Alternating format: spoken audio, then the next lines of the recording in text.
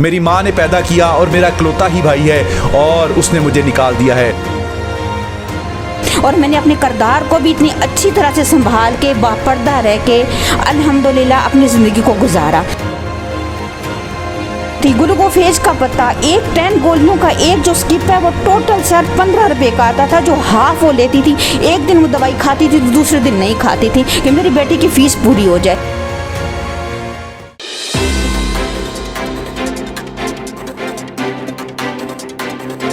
अस्सलाम वालेकुम नाज़रीन, मैं हूं आपका मेज़बान अब्दुल रहमान। हदफ में आप सब लोगों को खुशामदीद। और आज हदफ बना है पाकिस्तान की एक ऐसी बेटी की आवाज़ जिनकी उम्र है 40 साल और उन्होंने पूरी ज़िंदगी वालिदैन की खिदमत के लिए वक्फ कर दी। नाज़रीन, इनका एक ही भाई है जिसको इन्होंने पूरी ज़िंदगी मेहनत, लगन और अपनी पूरी काविशों से डॉक्टर बनाया।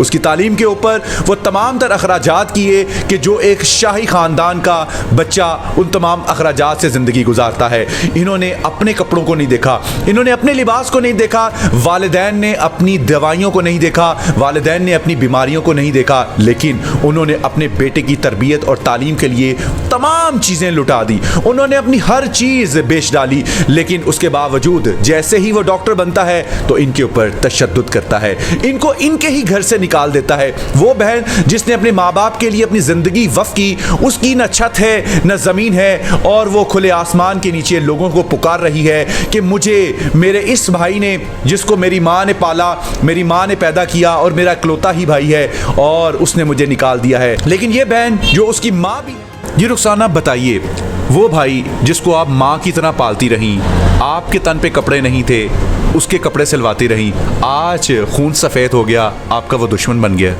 बिल्कुल, मैंने अपने उस भाई को बिल्कुल इस तरह से पाला। जो बहन बैग पकड़ के उसको खुद स्कूल ट्यूशन लेकर गई, खुद उसको पेन पकड़ के, पेंसिल पकड़ के अलिफ बे लिखना सिखाया, उस भाई को जो हर वक्त उसके पीछे होती थी कहीं बाहर मुआशरे में कहीं किसी गलत रास्ते पे ना निकले, उस भाई की खातिर मैंने इतनी कुर्बानी दी, अपने माँ बाप के साथ स्ट्रगल की। मेरी पूरी फैमिली ऑल ओवर जितने भी लोग हैं जो मुझे जानने वाले हैं इस चीज़ के चश्मदीद गवाह हैं। और मैंने अपने किरदार को भी इतनी अच्छी तरह से संभाल के बापर्दा रह के अल्हम्दुलिल्लाह अपनी ज़िंदगी को गुजारा।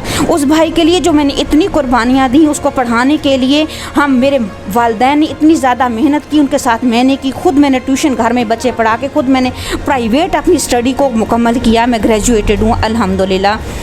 तो मैंने ट्यूशन पढ़ाने के बाद जो भी मुझे पैसे वगैरह मिले वो मैंने भाई की कहीं भी कोई कमी पेशी या कोई ट्यूशन की फ़ीस में नहीं पूरी हो रही, कोई यूनिवर्सिटी की नहीं पूरी हो रही, वो पूरी की। ग्लूकोफेज, मेरी वालदा शुगर की पेशेंट थी। ग्लूकोफेज का पता 10 गोलियों का एक जो स्किप है वो टोटल सर 15 रुपए का आता था, जो हाफ वो लेती थी।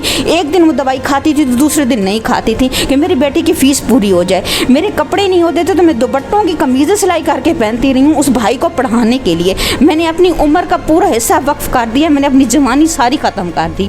मेरी वालदा ने अपनी तरफ नहीं देखा तो उनके पेट के अंदर ट्यूमर जो है वो ज़ोर पकड़ता रहा, उन्होंने अपनी तरफ नहीं देखा और यही कहती रही मेरा बेटा पढ़ जाएगा, किसी मुकाम पर आ जाएगा तो मैं अपना इलाज करवाऊंगी, मैं अपनी बेटी की शादी करूंगी।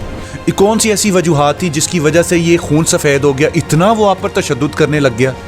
यूनिवर्सिटी की लड़कियां जो बुछाड़ थी, उसके पीछे बुछाड़ थी। अगर मैं नाम बताने लगूं तो यकीन करो लोगों की बेटियां कहेंगी फिर हमारे नाम बदनाम हो गए हैं। लड़कियों के साथ वॉलेंटाइन डे मना के आया वापस, तो मैंने कहा खुद ख्याल करो भी मैं वालदा को संभालूं, मैं वालिद को संभालूं।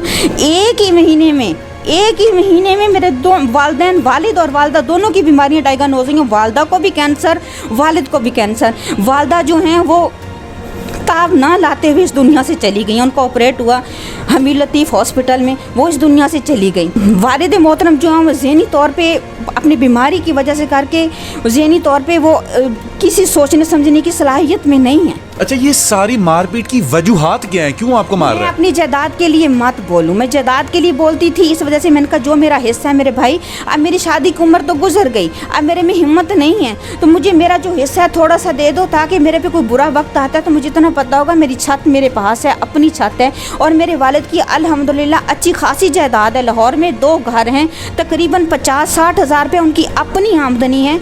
2 जॉब करके वो रिटायर्ड हुए हैं, आर्मी से रिटायर्ड हुए, उसके बाद वो वापडा से रिटायर्ड हुए हैं। वो बेटा जिसने माँ को ठुड्डे मारे हैं, अल्लाह की कसम, जिसने माँ को ठुड्डे मारे हैं, जिसने माँ को गालियाँ दी हैं लड़कियों के पीछे। मैंने इसे 1 हफ्ते का टाइम मांगा, मैंने कहा मैं मकान छोड़ दूंगी आपका। तो उसके बाद मेरा शरीफ मियाँ है, हाफिज़ कुरान है, नहायत ही शरीफ इंसान है।